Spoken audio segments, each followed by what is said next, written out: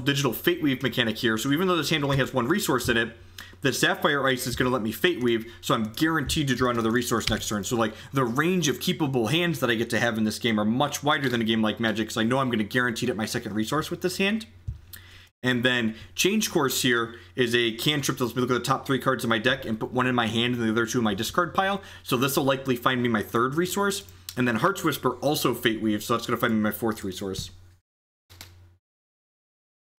Yeah, Hex's standard format usually is a pretty good spread of archetypes. So Hex is having their 8th set releasing upcoming. So they have a non-rotating format in Hex called Immortal, but it's not that different from standard currently because there's only 2 sets in Immortal that aren't standard legal. When they're set 8 releases, there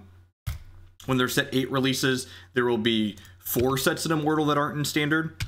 Another thing that's great about Hex that reduces variance when you're playing an interactive deck is you can look here, you can see I have a champion here called Blue Sparrow, and my opponent has Calic here. You can see we have different starting health totals here. The champion gives you this ability that helps enable, so we're playing a Reanimator deck. And our champion says for 3 charges, we draw a card and discard a card. So it helps enable our combo. It helps get us cards into our discard pile. My opponent's champion for 4 charges lets them Fate Weave. And the charges are essentially attached to your resources. So every time you play a resource, you get a charge. So it kind of gives you something to do when you're flooding out. And you can see here, I've chained ices effectively here. So my first ice found a second ice, found a third ice. So I'm just going to like make my first 4 or 5 resource drop this game after keeping a 1 resource hand. I'm going to go ahead and change course here first before I play the ice because I don't want to clear away the resource that I'm putting on top. Chronodaemon. This is one of the fatties that we're reanimating in this deck. It's a 6/6 with flight. Then when it comes into play, it voids all other non-avatar cards. And when it leaves play, it puts everything back. So I'm going to go ahead and grab this Well of Cunning here and bin this Chronodaemon. And now at this point, I kind of have enough resources in my hand. So I'm going to go ahead and put a non-resource on top of my deck. We don't have an official release date for set 8 yet. I'd imagine it's going to release sometime shortly after the CCS. Oh, I don't have a battle board set for this deck. What a tilt.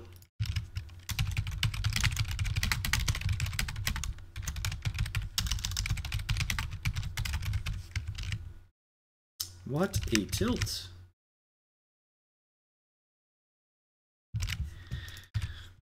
Sure. This is a 1/1 with flight that when it diligences, so it means that when it readies or untaps, they get either a random resource out of their deck or it turns into something that has a powered up form. This is based off of the Crowbones deck, yep. But I'm not that old, young, but I'm not that old. Another Sorcerous Sculpting. So I want to get a fatty into place so we can sculpting it. I'm going to go ahead and Heart's Whisper here. I'm going to Fate Weave. I think I'm going to Fate Weave a resource with this one. I'm going to Fate Weave non-resources. I really need to hit like all of my witches. This hand has gotten a little clunky.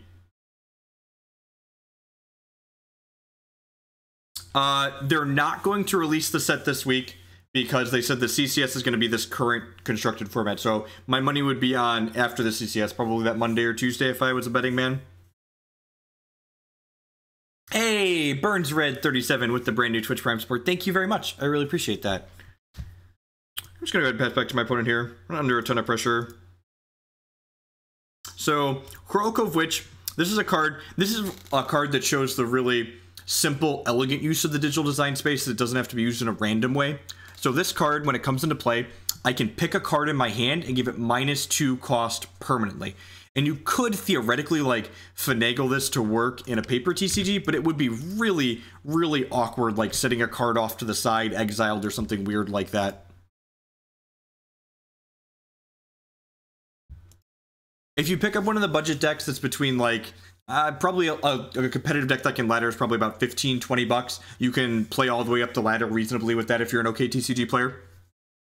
The ladder in Hex, by and large, is a little bit different than the ladder in games like, say, Hearthstone, where getting from the lowest ranking on the ladder to the highest ranking on the ladder isn't really a true representation of skill. The skill ranking in Hex doesn't start until you are actually in the Cosmic ranking. Going from Bronze to Cosmic, you can do with like a 40% win rate. You'll just do it slower if you're winning less. And the primary goal of the ladder is to reward the players and give them extra free stuff.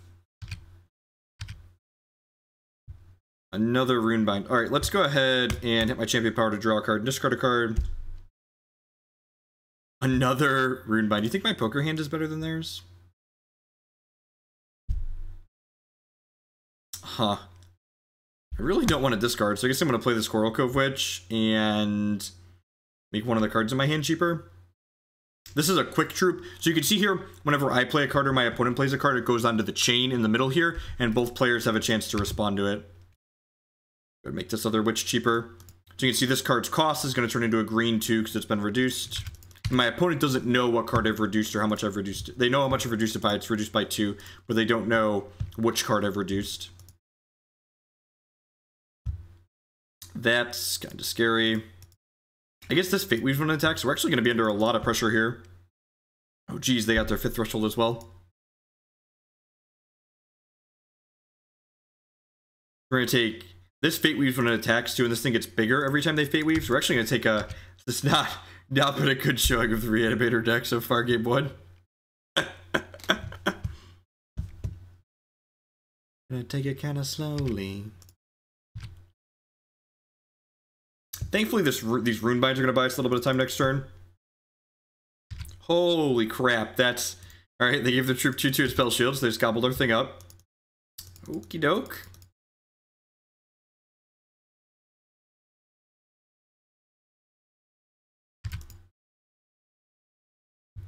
Look, we're a Mordrom's gift away from being very alive, okay? Calm down.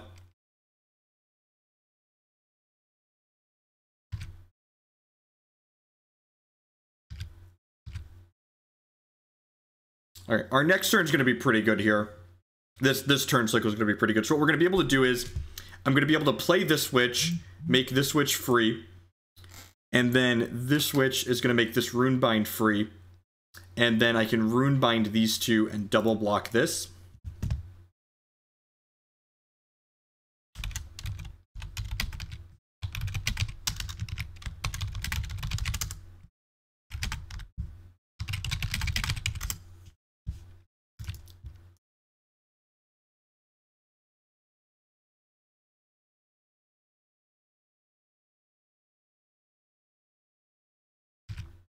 Alright, my wife is going to bed, so I have to try and be a little bit quieter while we play. Alright, so... the tier 1 decks tend to range somewhere between $75 and $150 to buy outright for cash if you don't have anything invested in the game. And I have sponsors for this just like we have for Magic. You can buy cards from X Primal and get 5% off with my discount code on there.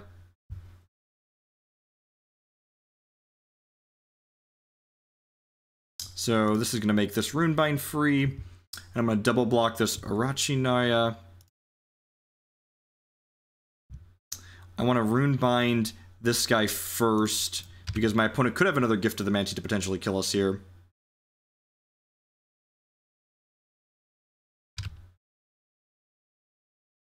Please no gift. Sweet. Alright, so what this the Runebind card is, Runebind is extremely flexible. So what Runebind does is it takes any card on the chain or in play and transforms it into this mysterious rune. And what a mysterious rune does is it sits in this kind of stasis state as a constant until my opponent draws a resource or has a resource enter their hand somehow. That being said, my opponent's playing a Fate Weave deck, so they're probably going to be able to put a resource on top of their deck here with their champion power to undo these. Clash of Steel, okay.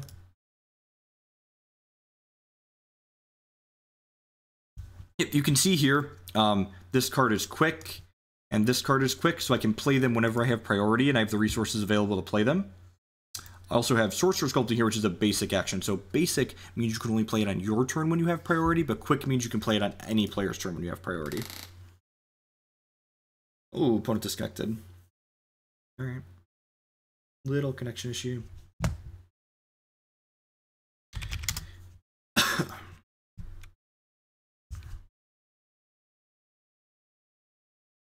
Remember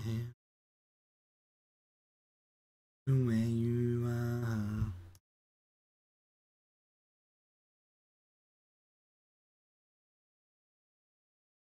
Yeti Getting does seem sweet. our Sorcerous Sculptings, that's actually a good plug. You can see here kind of under the disconnect message that Sorcerous Sculpting has a glowing gem here in it. So this is a customizable card. Quick cards are instants. Quick cards you can play whenever you have priority on their turn or yours. I mean, this PS4 player is kind of bullying us. We've been behind a lot this game. We're at 6:30.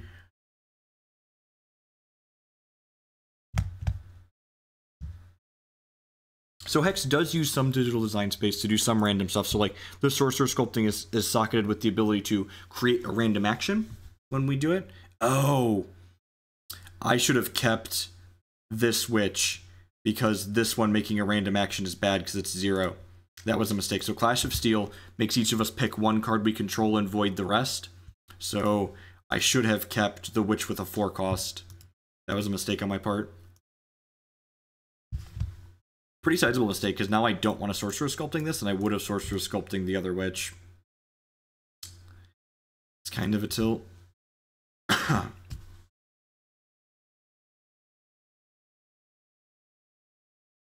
Start nickel and diming him back here. I can look here when I zoom in on this mysterious rune. I can see that this used to be a Midnight Gatherer, so you can kind of tell what it used to be when you look like that.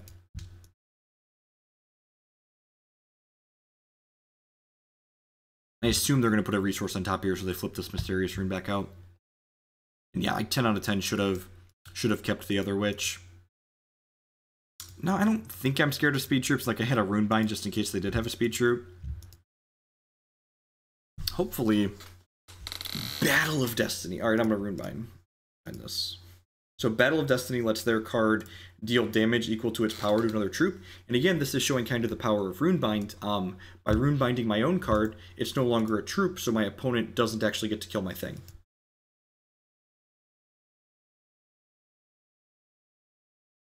A Runebind will turn it back into a 4-cost thing as well.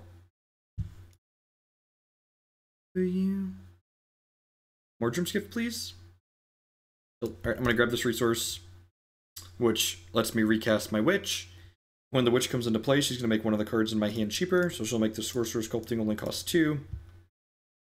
Then I'm going to go ahead and play this Blood Ice out and Fate Weave with it, which again, Fate Weave lets me choose resource or non-resource to stack on top of my deck.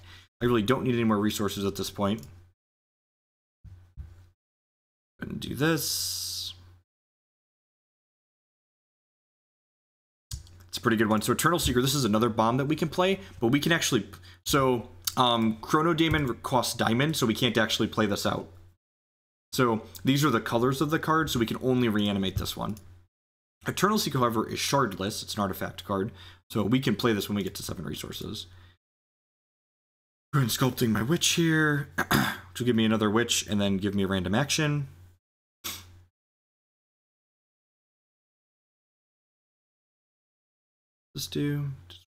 I'll make the sculpting free for now. And then I'm just going to go ahead and pass my turn to my opponent. If my opponent actually Fate Weaves twice, they're just going to kill me with this Deathless Infiltrator next turn, which is kind of scary.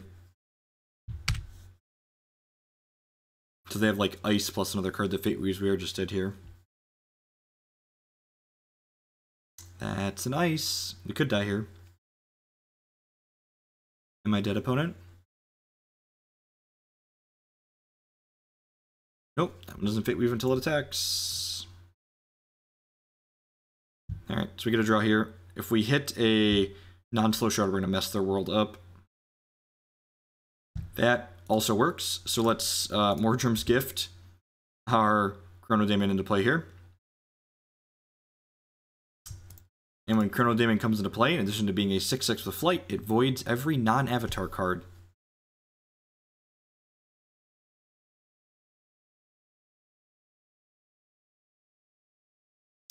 You could argue the Reanimator deck we're playing is an unfair combo deck, and yet in the current standard format, which is going to be rotating soon, so Hex's set 8 is releasing soon, but in their current standard format before it rotates, we have a Storm-esque combo deck. It's very similar to Modern Storm. It's called, we call it Turbo PA, Turbo Psychic Ascension. It draws through most of its deck in a single turn. If you want to see that in action, look up Turbo PA on my YouTube channel.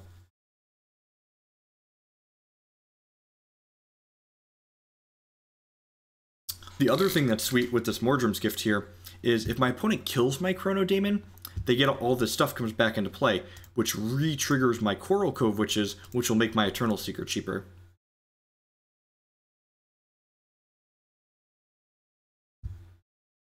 The three things I look for in a good stream are the streamer explaining what they're doing and why, having the decklist readily available. Stream Decker is a must-have if you're streaming Magic, or my decklist API tool if you're streaming Hex, and no music. Don't make me listen to your music. Oh no, opponent, stop having connection issues. I just want to attack you with my Chronodaemon a bunch. Just want to attack you with my Chronodaemon a bunch.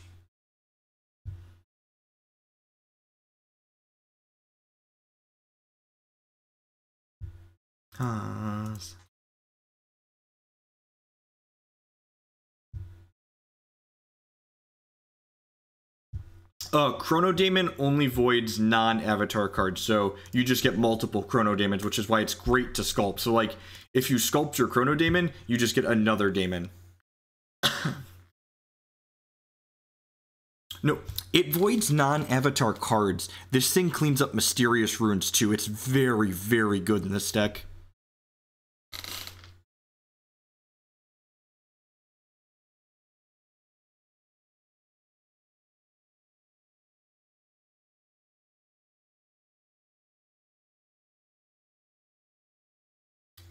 While my opponent's having a connection issue here, I've been streaming for 5 hours here. We're having a long stream tonight since I'm going to be off most of it. Oh, are you back now? I'm going to run and get something to drink here in a second. Maybe while we're reserving, I'll run and get something to drink.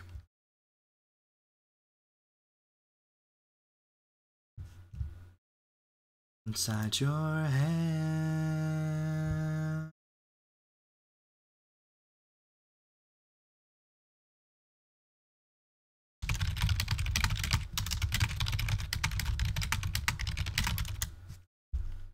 Alright, I'm gonna grab something to drink while they work out their connection issues. What happened to its face? Nobody knows! Sorry for the delay, you know, connection issues happen. Magic Online, Hex, anything.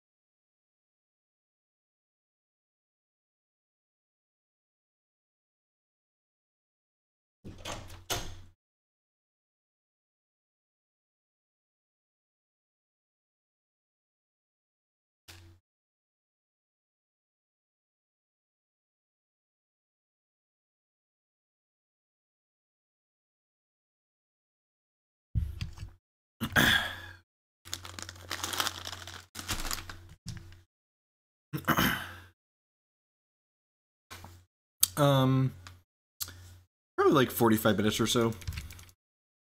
Probably finish this matchup depending on how long it takes, and then play one or two more. See how it goes. Plan to go about until 1 AM or so. Like I said, want to do a little bit longer of a stream since I know I'm going to be out of town next week and have to cut some of my hours. Hit my opponent for 6 here, and then we drew another Sorcerous Sculpting. So again, just a parade of Chronodaemons now, basically. So this is going to create another demon, and it's going to give us an action in our hand. And this new demon will void their 2/2, but it'll leave this one in play because this is an avatar. It only voids non-avatars.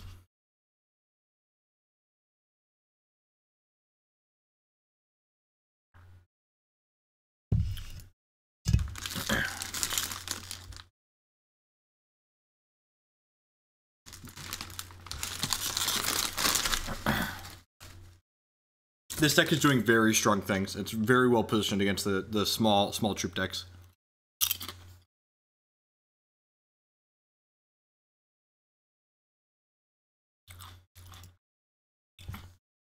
Most of this deck actually survives rotation. Does this?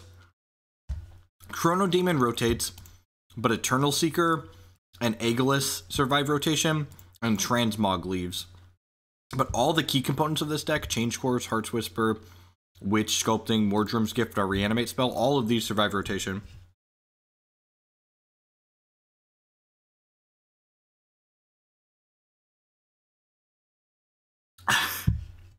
You're not wrong, Great Lou. Really not sure what my opponent's deck is doing. It seems like an aggressive deck. Maybe Aegilus is good. This gives our other cards invincible. And if you get 2 of them out with Sorcerous Sculpting or just 2 Mordrom's Gifts, they make each other invincible. I'm going to cut a Heart's Whisper and bring in one of those. Let's do that. Cut 2 of those for 2 of those. Getting Aegilus into play against the aggressive deck seems pretty good. A lot of the Ardent decks right now aren't playing a ton of removal mains unless they like triple Heart of Embers trigger kill this. They just can't take it off the table.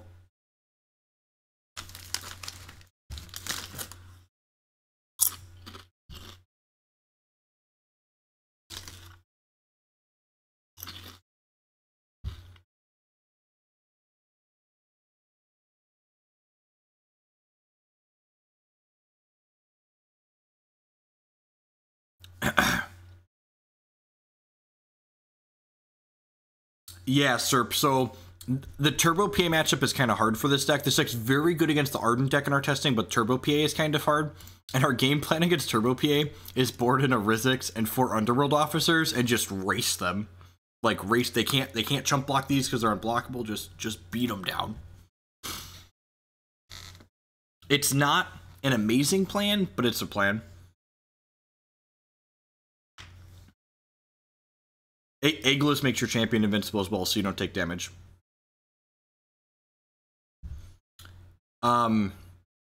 Yes, Fenir. If you're interested in the constructed portion of Hex, I would recommend waiting a little bit to buy into the game. The rotation is probably going to happen. My best guess would be a week from Tuesday. Usually they do set releases on Tuesdays. They usually announce the set release the weekend before. And they said the set would not be releasing this week explicitly.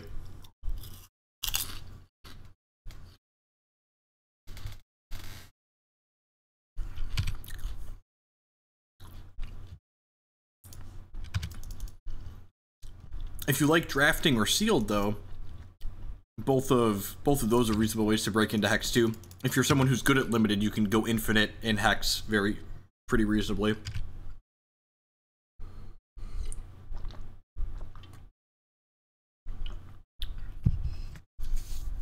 Invincible doesn't mean you can't target it. So you can like play a card that says destroy target troop or void target troop or transform target troop into something else.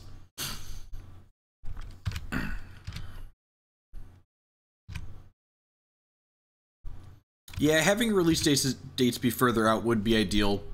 I think part of the issue is that they posted release dates too far out in the past and got burned by it. Like, people were upset when they missed them. So, like, now they've gone, like, in the extreme in the other direction. Alright, so this hand has our fast start here. So, again, our champion power lets us draw a card and discard a card. So, we'll be able to use that to put this Eternal Seeker into my discard pile. And then on turn 4, I can play this Mordrom's Gift and return my 7-drop to play on turn 4. So, you know, doing strong things.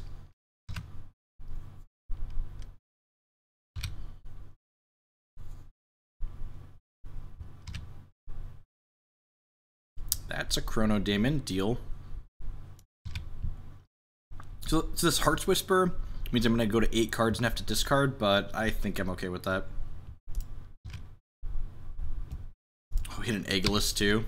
That sounds great. Yeah, let's just try and get the Aegilus lock set up. If my opponent's deck doesn't have removal, they're going to be in trouble. I have the Sorcerous Sculpting in hand too, so I can flip this Aegilus into play next turn with the Mordrom's Gift, and then the following turn, if they don't kill this, I can Sorcerous Sculpting it and have 2 invincible guys. Because Aegilus himself isn't invincible. He gives other things invincible, but once you have 2 of them out, they give each other invincible.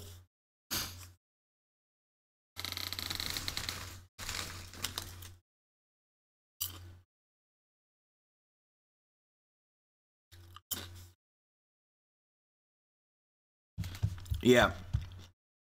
The clocks are hidden back here behind my decklist thing that I put on the stream. My opponent's been having some connection issues, so they're currently down on time, you can see. Alright, put my 8-8 into play. Opponent could have a way to kill this. We'll see. If they don't, the Sorcerous Sculpting should hopefully. Okay. This is my 8-8, and he is steadfast too, so attacking doesn't cause him to exhaust.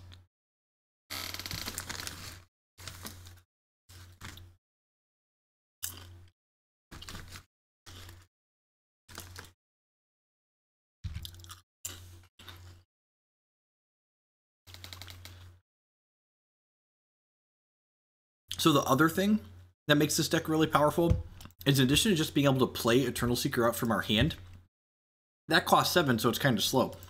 Coralcove Witch on turn 4 sets us up to just cast Eternal Seeker on turn 5. So even though we only have 4 Reanimate cards in our deck, we can turn 4 and turn 5 Eternal Seeker pretty consistently. No, I don't think so. Need a little bit more cards with this up before I can really start brewing with it. The important thing is we don't know what kind of dual shards they're printing, if any. So the dual shards that we have available kind of dictate like what shard combinations you're able to play. So this is the combo here. So if my opponent doesn't have removal that voids, they're not going to be able to kill these. If their removal just says like deal damage or destroy target troop, these are now both invincible. An opponent just packs it in because they must not have removal that voids or transforms. All right, let's try another one.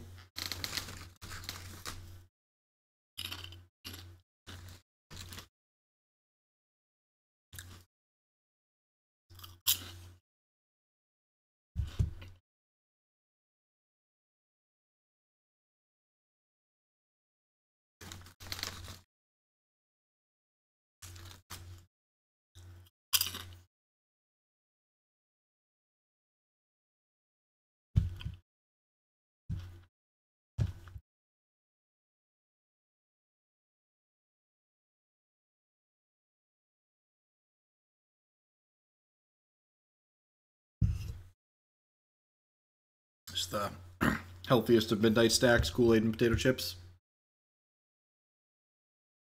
I'd be pretty surprised if they do anything faction-based in this set.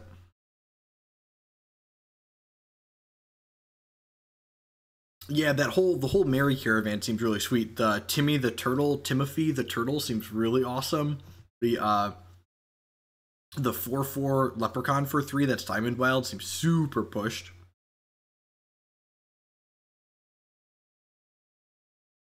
It definitely can't hurt to try and ladder with Drew, Alyssa, depending on what it is. And the ladder is free to play. So, like, if you get ranched a couple of times on the ladder, like, you're not really missing anything or losing anything, but a little bit of time, you'll gain experience and learn what some of the cards do. The Kent Ketter playing Ivan Slagpot. So, probably Redlings.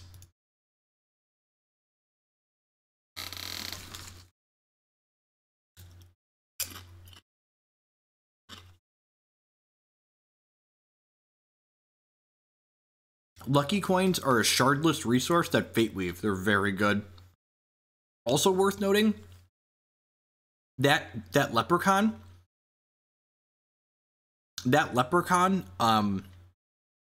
what's the word I'm saying? He counters Runebind, because when he creates the coin, it enters your hand and it undoes any of your cards that are Runebound, which is really a really powerful interaction.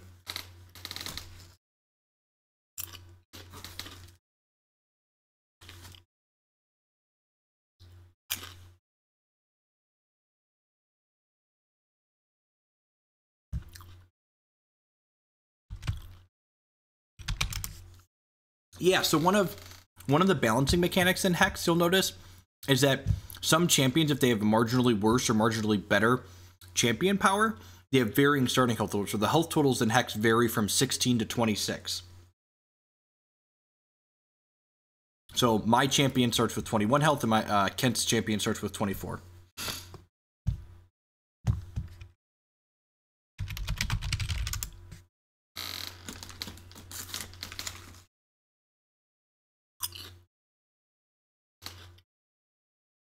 Just like the evening of AFK nerds.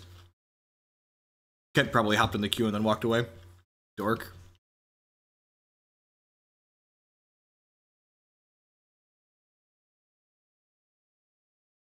All my X cost cards, yep.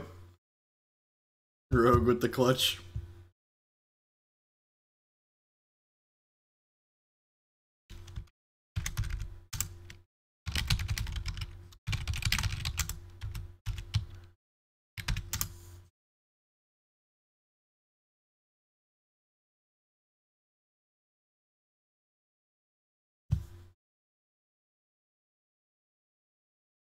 Can't get it. Is burn a thing in Hex? Do burn decks exist? There have been burn decks in standard seasons past. There's a burn deck that's very good in Hex's non-rotating format.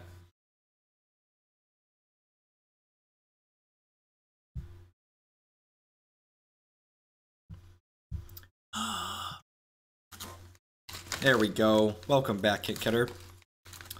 This hand's got an Eternal Seeker in it.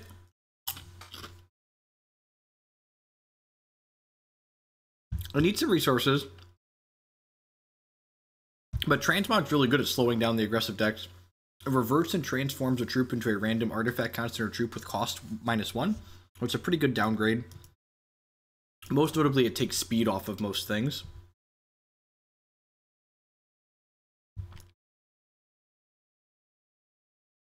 So, again, only one resource, but this resource has the powerful Fate Weave mechanic on it, so this resource is going to guarantee I hit my second resource.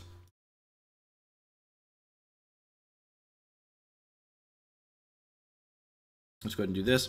Now, things could end up poorly for us here if we Fate Weave into another blood resource, but there's only 4 blood resources in my deck right now, and there's 13, 17 non-blood, so pretty strong favorites at Sapphire. Ding. Arcane Focus here. Hopefully find more resources. Perfect. And then this way I can leave up Transmogrifade or Runebind, because again, these are quick actions, so I can play them on Kent's turn in response to his stuff.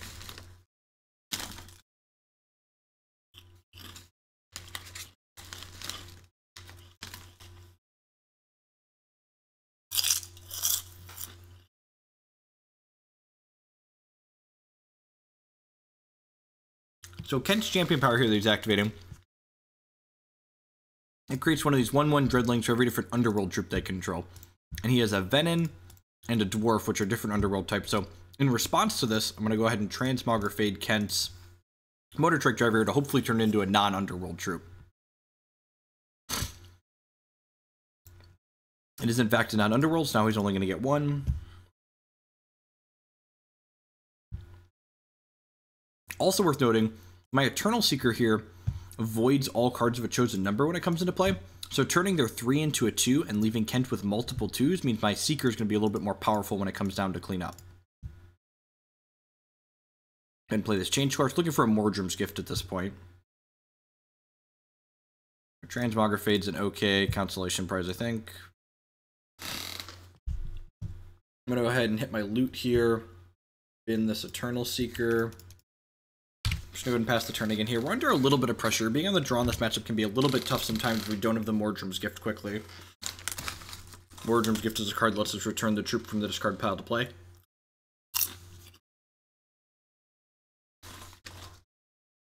I wonder if I was a little too hasty here. Maybe I was supposed to...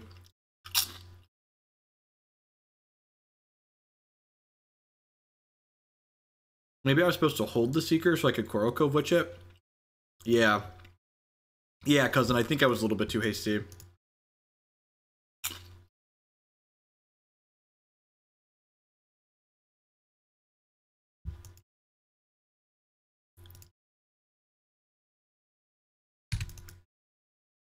Yes, me. Taking 7 here. It's a big hit. Kent just got to Fate Weave, so that means he's probably going to flip this out next turn. They're not in a good way for us right now.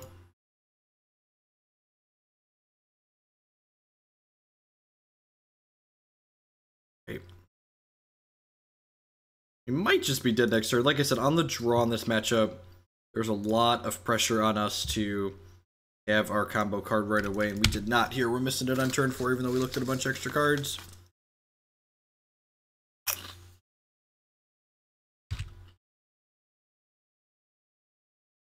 So when this thing comes into play, it makes 3 of the Dreadlings. And this thing says whatever they use the scrounge mechanic, it makes 2. Yeah, we're just dead. Hey! Snack Size Biscuit with the 4-month sub. Thank you, thank you, thank you, and welcome back. A third of a year. I appreciate the continued support. Alright. This is a matchup where Aegilus is excellent. Just, they have a hard time killing it. Makes all my stuff invincible. Went from a Chronodaemon. I think I'm going to cut these Heart's Whispers and then bring in these cheap shots as well. Seems good. Cheap shots just gives something -1/-1. And then it also conscripts, which makes me a random 1-cost troop. So let's give this a go.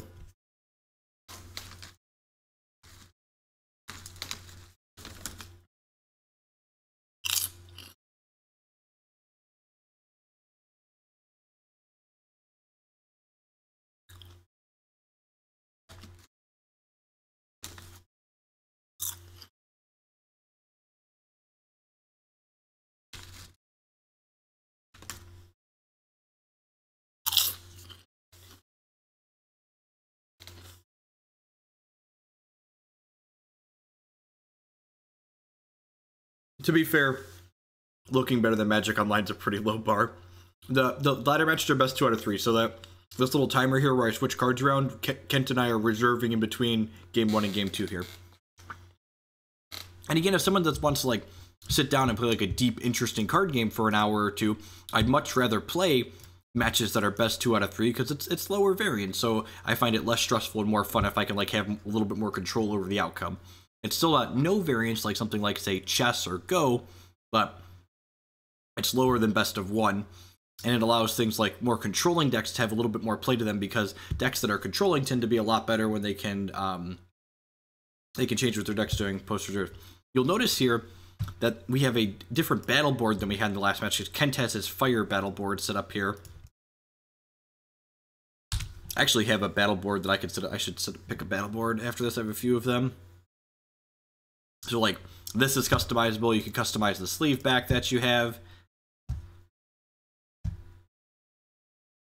Around, I can't see clear no more. Okay, here's an Eternal Seeker.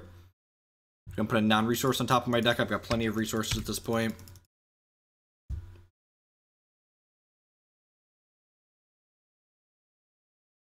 Love me like you do.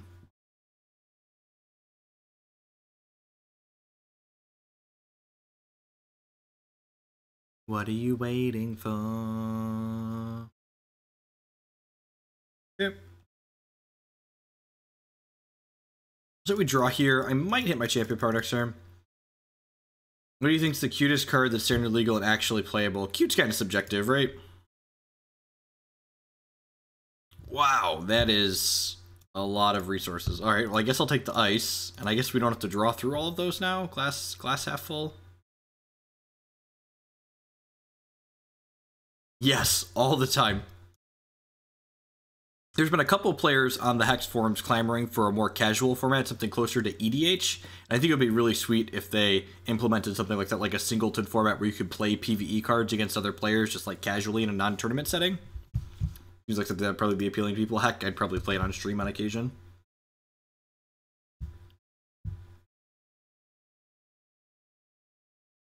Alright, so we're hitting this thing again. Do I want to Yeah, I'm going to transmog their 3/3 in response. Do I think are cute? I mean, Rune Hierophant's kind of cute, right? The Cottontail Explorer, the Shin hair are adorable, right? Like,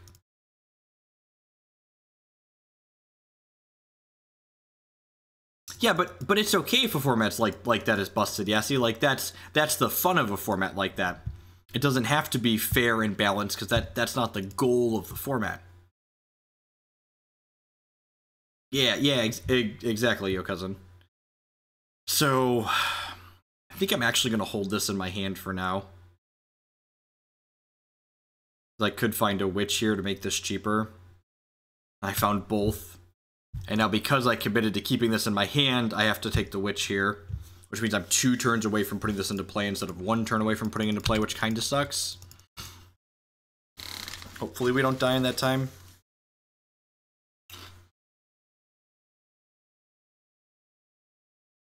That was greedy of me. I should have focused before I looted. I looted first because if I hit exactly the reanimate spell, I could have Eternal Secret this turn, but that was greedy and I should have just been setting up for next turn, I think.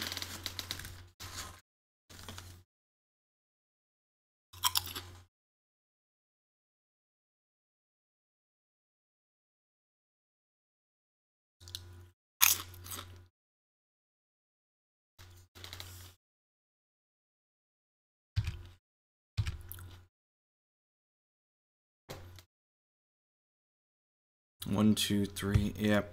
Runebind this. Oh, you know what? I probably should have runebound that preemptively, right? So they couldn't scrounge random things. Maybe, I guess if I runebind it preemptively, they could potentially, what's the word I'm searching for? They could potentially draw a resource for the turn. I just got run over here. I should have gone for the higher payoff play and binned this last turn. Should have just sequenced my, oh, yeah, that's a thing. Huh. Alright. We need to draw interaction here? I'm not even sure what we need to draw at this point. I think I'm just gonna be dead here.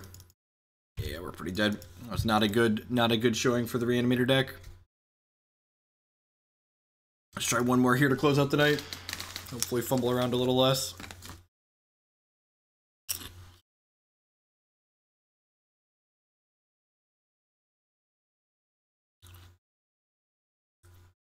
This Reanimator deck's been powerful in our testing, but that game really showed how important your sequencing is in these games. Like, if that game I just focus before I discard, I end up getting to Seeker on that turn 5 and probably stabilize that game.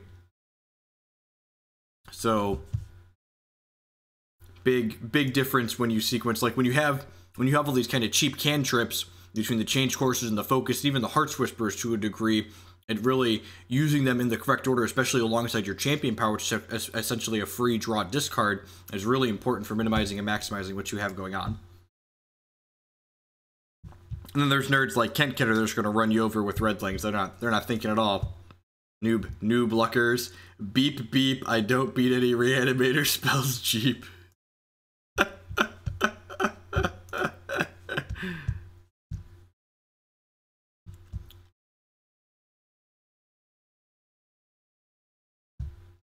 Okay, opponent is playing Bishop Elijah for 4 charges. They put a troop with cost 2 or less from their crypt back into their hand. Usually this is like a value mid-range aggressive deck. I think a lot of time the Bishop Elijah decks recently are Sockets decks, which should be decent matchups for us.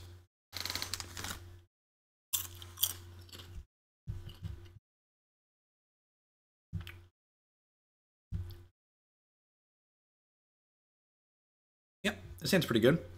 Got a turn 4 Witch and a turn 5 Seeker. Get a Transmogrifade to slow my opponent's opening down a little bit if they're more aggressive deck. Probably Fate Weave another resource on top so we can try and guarantee it 4 and 5 on time for these two.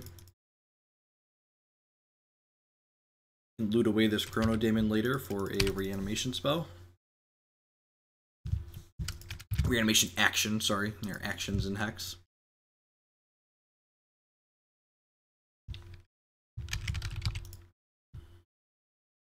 Slower start from the opponent. Slow shards on 1 and 2 here. That's good for us.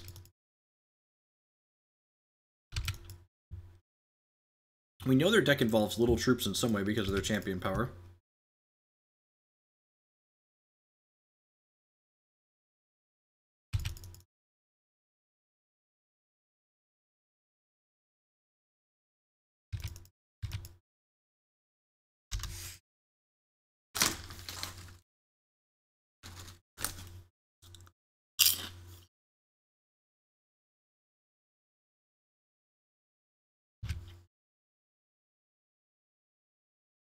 Yep. There's a 4/4 for 3 that Fate Weaves when it comes into play. And when it dies, it makes 2 phantoms. This card has a deck building restriction, so you can only put the Ardent Crusader card in your deck if your deck has 10 differently named Ardent troops. So a lot of times these decks have a lot of like one-of troops in them because they need to meet this deck building requirement. I'm doing Transmogrifade this because the average 2-drop is much worse than a 4/4. I'm going to go ahead and draw a discard right now because I don't have anything to do with my 3 resources this turn. I don't mind discarding this Chronodaemon. Usually I'm pretty conservative about when I'm willing to use my draw discard, but if I have something that I know needs to get discarded like Demon, and I don't have anything to do with my resources, hitting it on turn 3 is fine.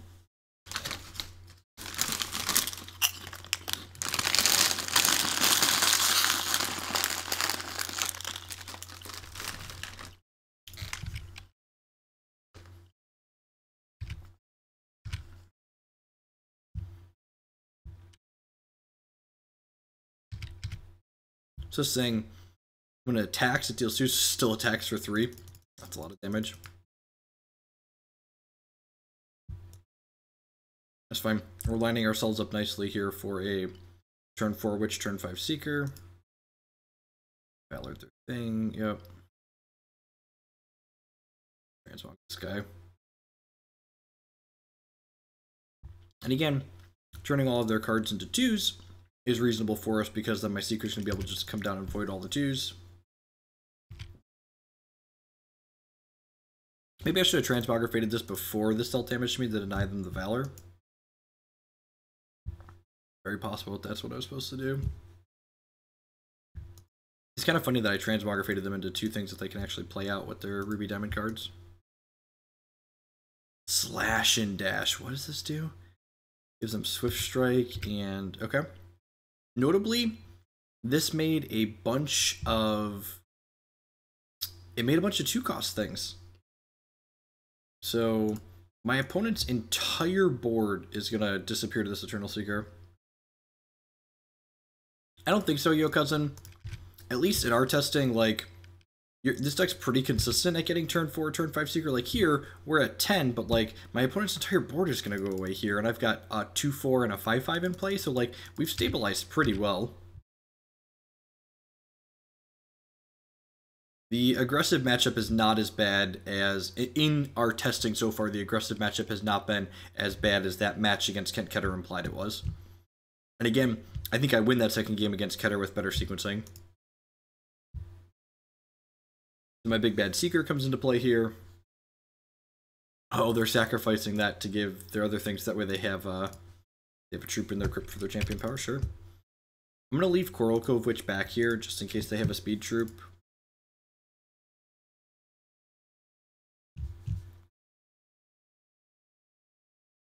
Yeah, definitely. And I like that you made me had it, right? Like you're not beating it no matter how you slice it. So you might as well just make me have it and guarantee that I'm dead. I'm dead on board if I miss. Okay, Decree of Banishing probably gets rid of my Seeker. Yep. Another thing that's kind of sweet about Coralcove Witch, we've only used her so far tonight to make things in my hand cheaper, but she can also give a troop spell shield until end of turn. So like we can use Coralcove Witch to protect our fatties if we ever get to ready with them and have another witch in our hand.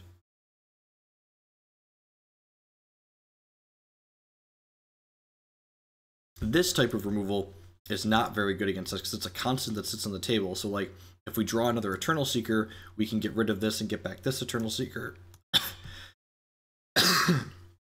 Thorn has another Slash and Dash, okay.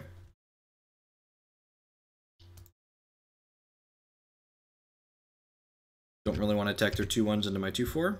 It's fair.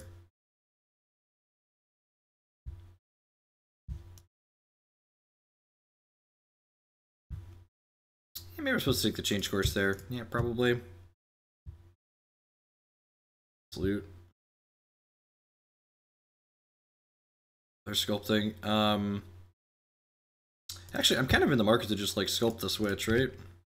Like more 2/4s against their 2/1 seems great.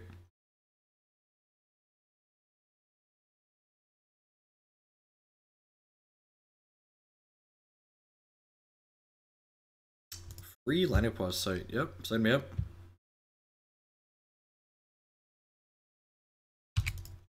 I top 8'd a Clash with a Tri-Shard Ardent deck earlier this season.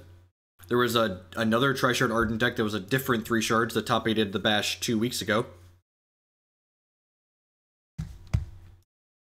Oh, you could argue that Tri-Shard decks have been more competitive this season than they have in previous seasons.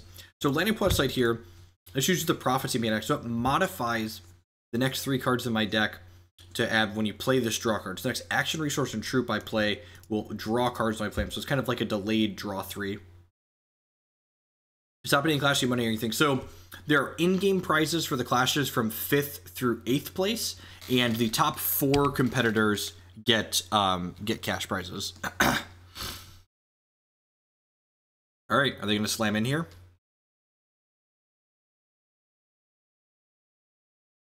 All right. Yeah, I'm just going to block these 2. They're trading these 2 troops for 4 points of damage here. It's really aggressive, but like, you know, they're not getting better as like my troops game goes longer. Your memory. Oh, they get to flip William back to their hand because of that. That makes sense. So you can see this Heart's Whisper draws an extra card. So let's play that out. Hey, Witch. I'm going to guarantee a resource with this. That's kind of a tilt. Put a non-resource on top of my deck. I guess there's a non-zero chance we die here. Maybe I was better off just sculpting this Witch again. You see this Witch will draw a card when we play her out. She was prophesized by the landing plus site.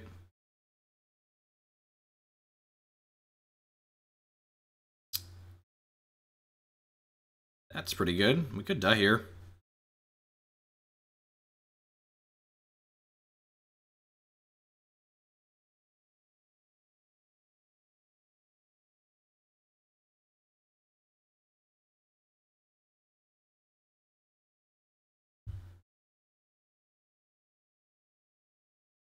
Transmogrifade this Dorko before he attacks.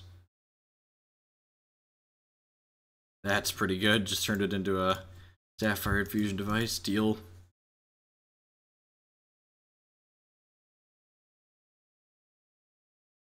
I guess I could transmog the guy giving him haste. I just didn't want the William Rowan to attack and threaten to flip a dog out. Like next turn I'm gonna get to go Witch into sculpting a Witch and like have a pretty good board again. Also, if I just like, I guess I could start with I could start by Heart's Whispering, because if I hit a Mordrom's Gift, I get to flip this this thing back into play. I'm gonna start with this.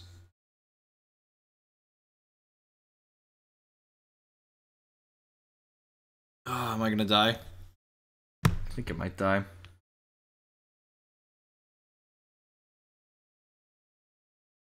Well, I guess I get to Witch this Runebind. You know, their last 2 cards are Valors. Okay, and I get to use the Seeker next turn. Okay, we might be okay here still.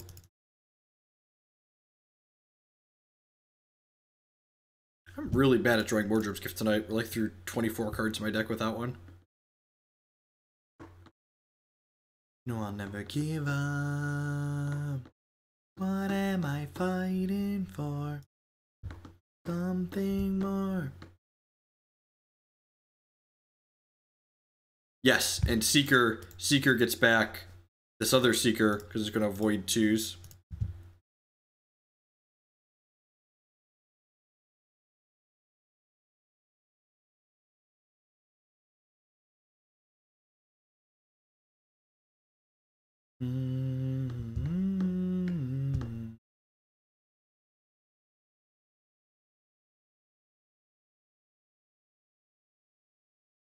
Seeker does void Mysterious Rune, yep. So I'm going to go ahead and Runebind this and turn it into a 2. And then I'm going to go ahead and block with this Coralcove Witch to block there.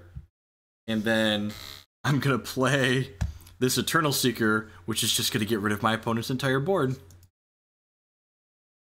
This will probably prompt a concession. So Seeker, void your 2s, get my other Seeker back, void your 1. I have 12 power to your nothing. Nah, man, I'm gonna void the 1s, Keter.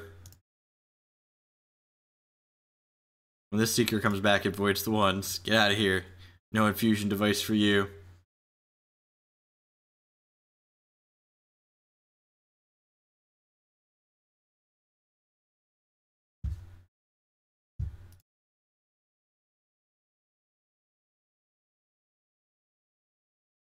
This, I agree. A Turtle Seeker, yep, concur. Hard and fast concur. A Turtle Seeker, real good. Alright, so Cheap Shot seems good against what they have going on.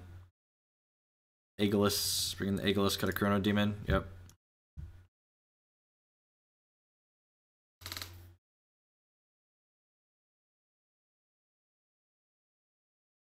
Ranting Bob, I'm taking a break from CCGs, but I still got my Hoogle on. Thanks for the continued support, Bob. I appreciate it.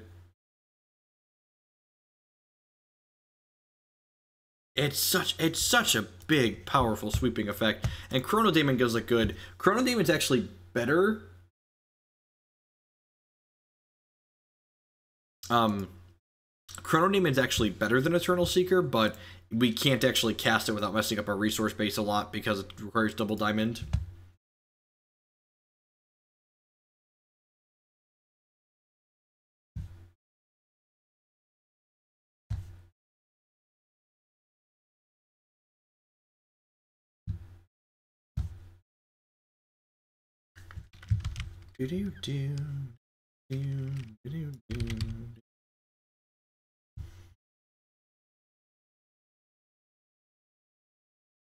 That's fair, Antic Bob. I get to that point, so I'm actually looking forward to taking a short break myself. I'm gonna be off Tuesday. I'm gonna do Immortal tomorrow afternoon, and then my normal Tuesday morning shoot. But then Tuesday afternoon, we're taking the kids to the grandparents' house, and Christy and I are going away for a little bit.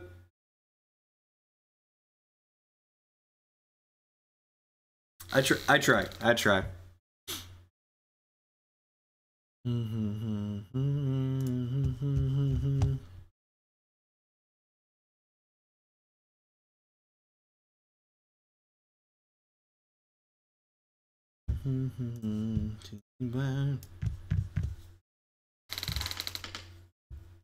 I think this hand is okay.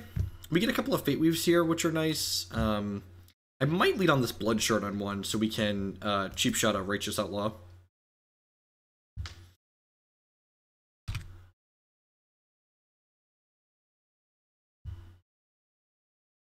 Yeah, I'm gonna lead on this. We can cheap shot a Righteous Outlaw if they have one. Then we can start Fate Weaving some non-resources here, probably.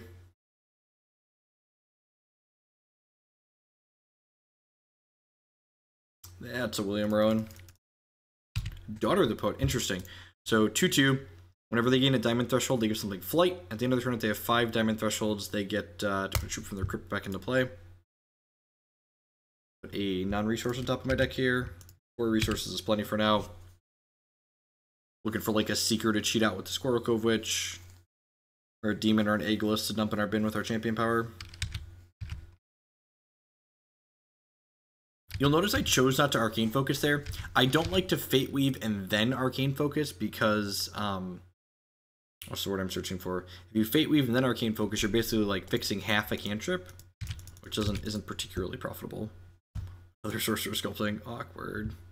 Oh, that was a mistake. I should have, this turn I should have focused before I played that ice out, but now I'm just gonna let it happen because proper sequencing is hard while you're talking. Next turn, my Witchy Witch can ambush this this 2/2.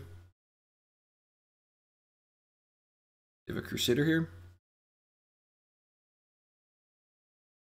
When you're away.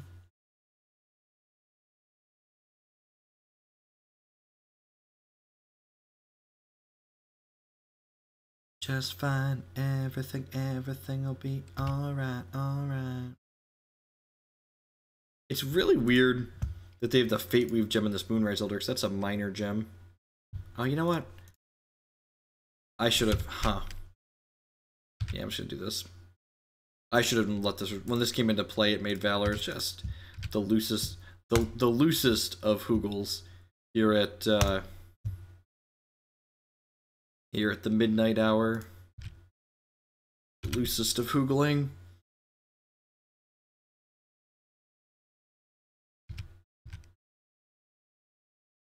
Maybe. And they put a resource on top. Tilt. I just give them an extra Fate Weave. I guess they can't attack with it this turn unless they have Hack and Slash. If they have Hack and Slash, we actually might be in a little bit of trouble here. I guess I can Witch plus Cheap Shot to kill the speed guy.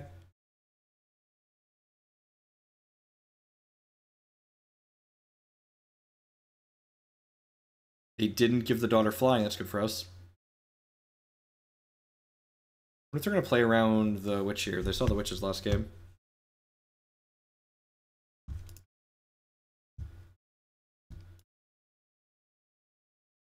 Nope. Alright. Get in there. A Sorcerous Sculpting cheaper. Bride's Fall. Tilt. I love the music you've been singing. Just take some time for little girl, you're in the middle of the ride. What are we looking for here? Ways to not get dumpstered. That is exactly what we're looking for here. Resources, please. Do I want the resource or do I want... Yeah, I want the resource, I think. Ideally, I want to find another resource here. Perfect. And then next turn, because I made this cheaper with the Witch, next turn we can go Mordrom's Gift, get back Aegilus, and then immediately Sorcerous Sculpting it and have 2 invincible 8/8s, in addition to ourselves being invincible.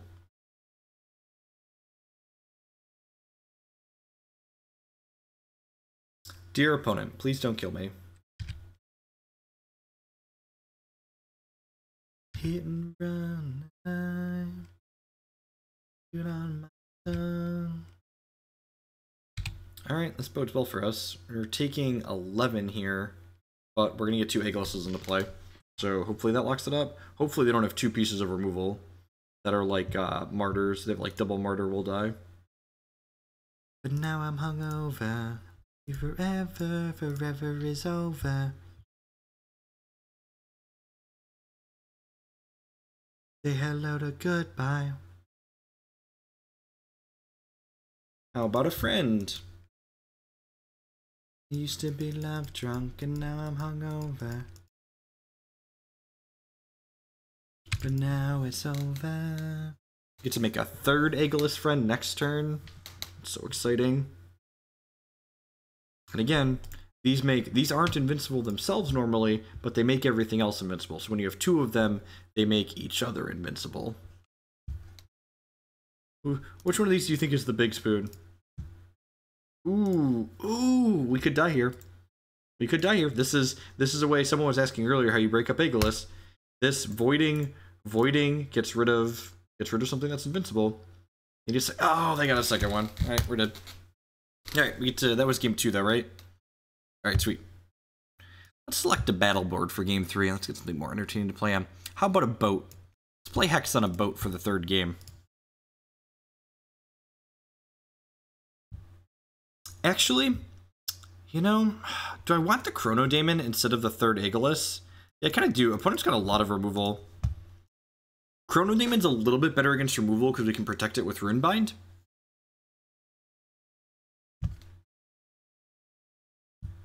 Yeah.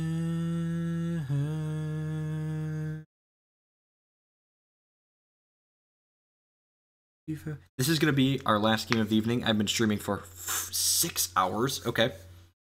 So it was going to be a long Sunday night. Thanks everyone that stuck it out through the end. I do appreciate it. I'll be live again, yeah, like 12-ish hours from now. I'm going to play the Immortal event again on Mondays. Did that the last 2 Mondays. It was a good time. Get some Monday hexing in. Run some people down with redlings again, probably. I used to be love drunk, but now I'm hungover. I'll love you forever, but now it's over.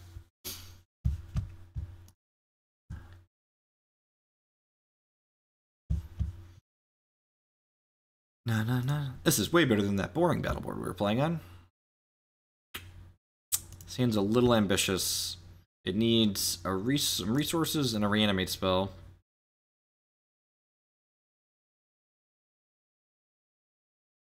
Alright.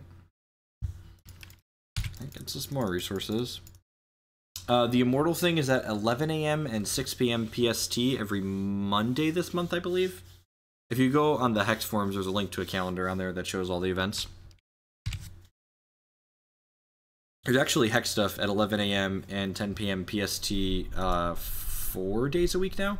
There's only one day that there's not, because the Pauper, the Rock tournament happens 2 days a week, and then the other one happens, the Arcane Vault is one day and the Immortal is one day. Let's see if the Outlaw into this game, probably, because I don't know the cheap shot. Nope, just starter again. Okay.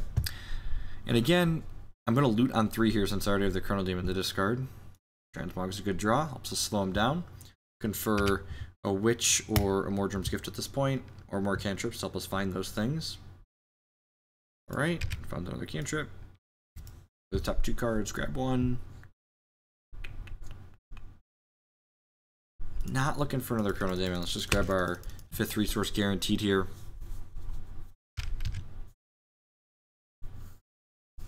Thankfully, because we're on the play here, opponent does not have a ton of pressure in play, so even if we fumble around for another turn or two, we're probably going to be okay, especially with this Transmog and this Runebind.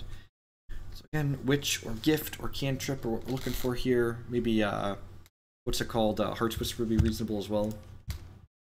Being alone, I find someone new. I'm gonna go ahead and transmog this one before they deal damage to me so they don't generate a Valor.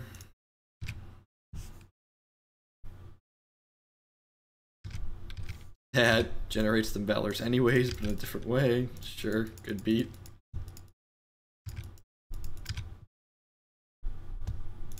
I mean, the good news is we're representing a Witch here.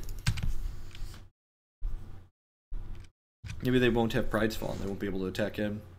That'd be kind of sweet. Really, we just have nothing but representing a Witch. This deck felt super consistent in all the testing we did, and now it's just been like flat on the face tonight. It could also be that I'm playing all a bit tired here. This is definitely one of the decks that has the more complicated sequencing of things I've played this season, I feel like. By a former love. The deal, opponent. God, that's bold. They must have the Pride's Fall, right? Like, that's the tank. They're like, do I want to attack in and, like, have to Pride's Fall something or play a 3-drop? If we had a Witch, our hand would be insane. Witch into Seeker would be real good. Bury me.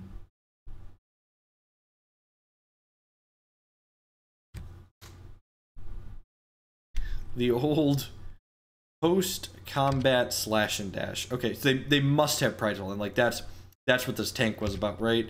It was do I want to run into a Witch, or do I want to attack in while holding it up and then slash and dash post-combat? That's awkward. Again, just another brick here. Oh, what a sad way to end the night. But hey, at least when we have a sad Hex night or afternoon, it doesn't cost me a bunch of money to have that sad night. We are going to die. I agree. Death feels certain.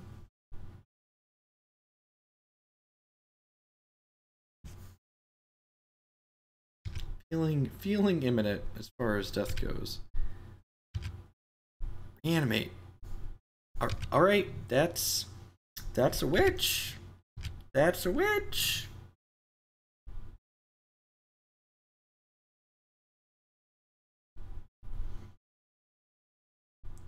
Could this be it? I feel like they have a thing here.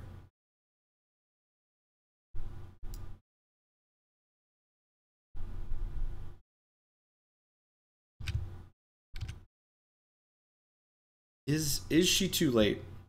Alright, I'm gonna Runebind their Pride's Fall here. Because remember, Runebind turns it into a 2-cost thing. They could have multiple Pride's Falls here. Yep. Right, we're going to 2 here. Hopefully we draw a non-slow sharder so we can play Seeker plus hold up this other Runebind. Well, beggars can't be choosers. This is my thing. They're gonna sacrifice their things to each other again, probably. Actually, I guess if they have another Ardent Troop, we're gonna die, right? Because they're gonna return their guy that gives speed and then play 2 of them. Or actually, because we didn't hit the, we needed to hit the non-slow shard to prevent that from happening. So if they've got it, they've got it. They've got just any troop, we're dead. That's also lethal, right? So they just get to kill my guy and then return that to play. Yeah, so good game from the opponent. We fumbled around a little bit too long. They played really well. Slash and Dash actually seems like really kind of sweet technology. I don't know if it's better to play the Slash and Dash instead of Harasa, but maybe in addition to, Slash and Dash can be kind of a sweet, like, 5th and 6th Moonrise Elder to, like, give your troops speed in the Harasa deck. I guess it doesn't give the Candle speed, but it gives Intrepid Conjurer speed, which is really interesting. At any rate, I'm going to go ahead and sign off for the night. Thank you everyone for watching. I will catch y'all around tomorrow with some Immortal action, hopefully. Peace. Have a good night.